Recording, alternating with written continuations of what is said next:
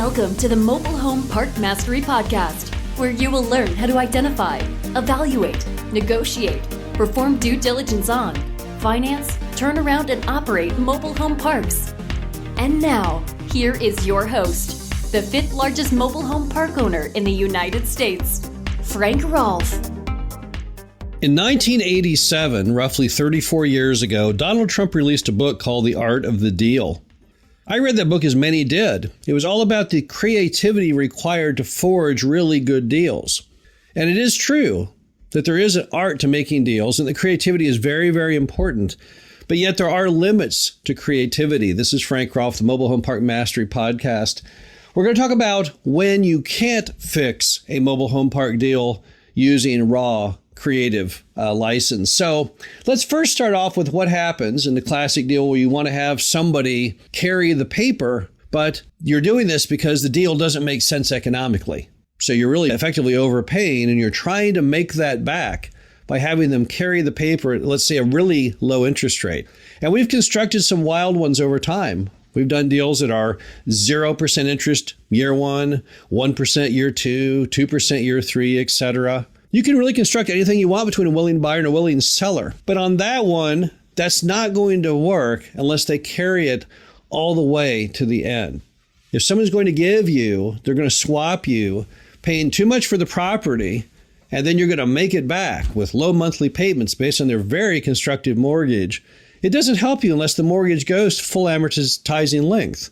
So if it's a 25-year amortization, you'll need to go 25 years out. It can't be where they have a balloon after 5 years.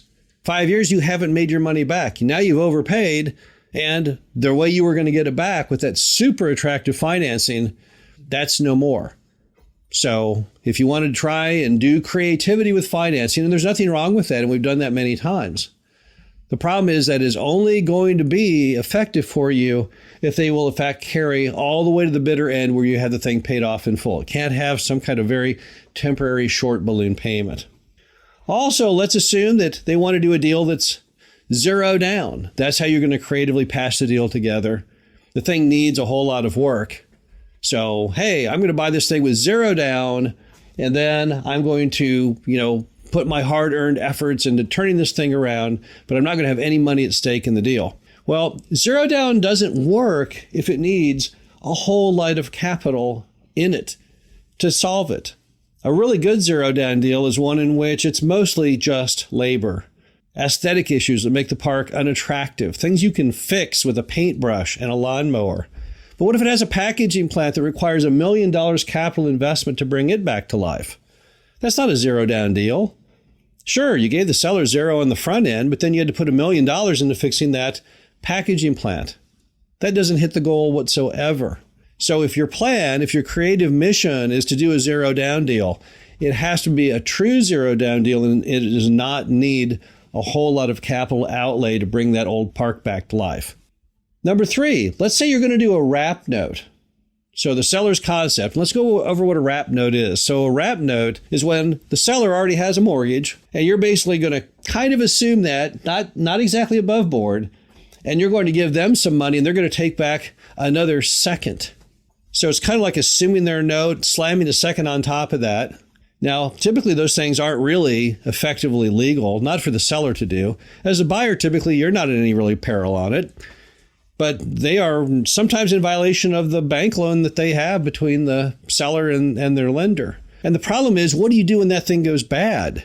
What happens when the bank suddenly says, wait a minute, you weren't allowed to, what is effectively assign the note to this person. We never blessed that. And it blows up. Then what do you do?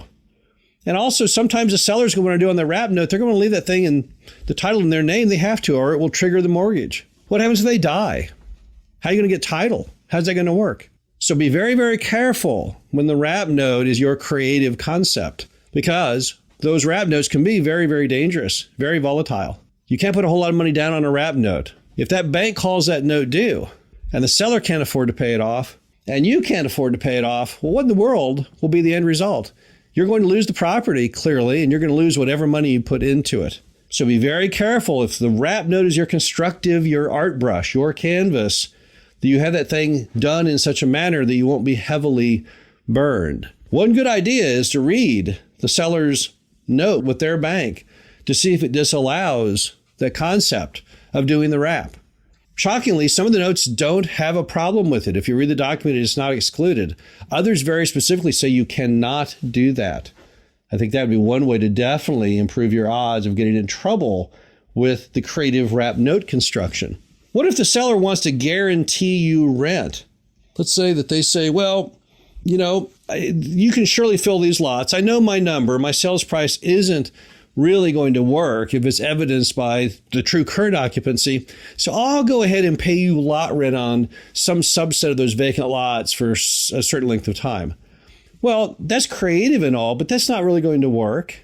Unless they're going to go ahead and pay you on that lot till the 25-year amortizing end of the deal. And even then, it still didn't really help you that much.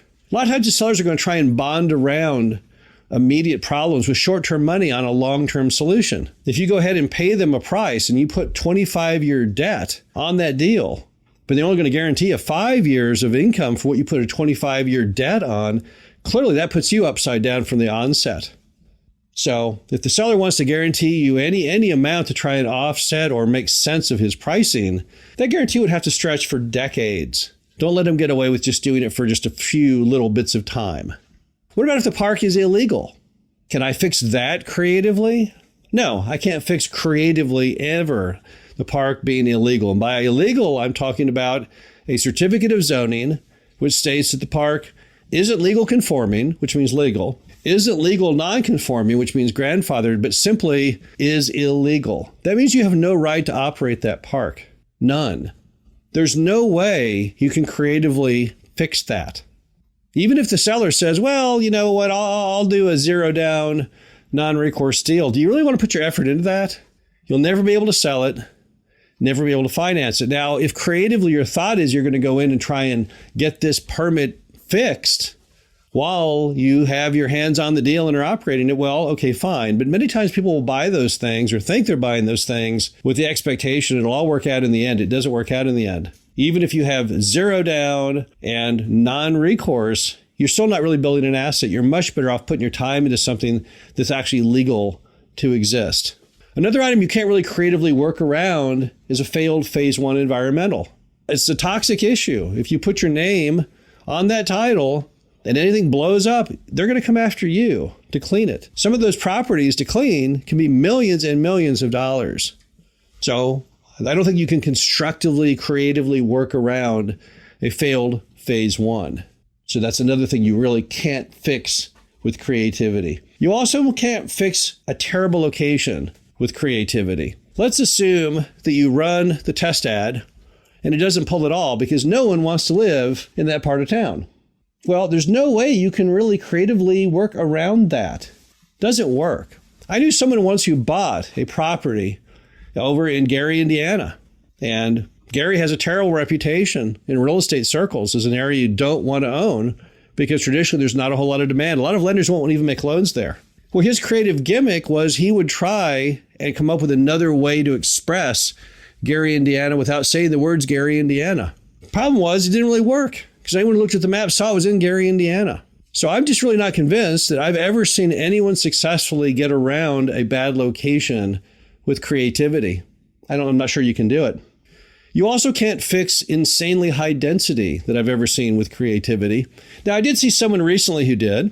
There was somebody who had a park out in California and super high density, and the homes were clearly too close to each other. They violated all of the fire marshal's guidelines on spacing between homes. So what the guy did was he built a fireproof cinder block wall between each home. Now, the problem is it was insanely expensive to build a correctly designed and built fire-blocking wall of concrete blocks. Of course, in Los Angeles, you can afford to do that because the value of an occupied lot there can easily be $100,000, $150,000. But that's not going to work over in Illinois or in Arkansas or some other state. Typically, when you have insane density, the problem is that the lots are too small to hold modern homes. Never be able to fill any vacant lot. And if you have a home burn down or fall down, you can't put another one in that spot. So once again, you can't creatively get around it. Now, you can do a little creativity on that one. You can go ahead and take 2, 3, or even 4 of these tiny lots and make them into one normal sized lot. But just remember, look what's happened to you as far as your total number of lots when you do that. If you had 100 lots that are tiny and you decided it took 4 tinies to make one normal today, you really only have a 25 space park, right? So again, there's very much limits on your creativity when you have extremely high density. And then finally, bad private utilities. When I say bad private utilities, I mean failing utilities. So what would that be? Well, let's say you've got the septic fields not working. It's spongy. You're pumping the tanks constantly. Let's assume that water well is not working. You're trucking in water, giant trucks every week to fill up the old water tanks so your customers have water. Let's assume that your packaging plant is leaking, or maybe your lagoon is as well. You can't creatively get around that. You're going to have the EPA on you in no time flat, fining you, who knows, $10,000 a day. And the capital cost to fix those things is more than you'll ever be able to afford. So once again, there's not really a creative solution on those. The only solution, which isn't really creative, is to fix it. But a lot of times people will think, well, there must be some creative way I can work around this. No, there really isn't. It's going to be capital intensive to fix it. You got to move quickly. There really is nothing that you can do as far as like painting around that with your beautiful canvas. The bottom line to all this is that there is a lot of art in making good deals. Creativity is super important. Many of our best deals were forged using very creative thinking. Here's the reality of what the seller wants. Here's the reality of what we want. How can we merge these together? So I can't say enough about the fact that I think creativity is a vital force in mobile home park deal construction, but it doesn't always work. You have to understand that there are definite limitations to creativity. This is Frank Rolfe, the Mobile Home Park Mastery Podcast. Hope you enjoyed this. Talk to you again soon. Thank you for listening to the Mobile Home Park Mastery Podcast. Be sure to visit us at mhpmastery.com to subscribe to the show, read our show transcriptions, and access all of our great information on mobile home park investing.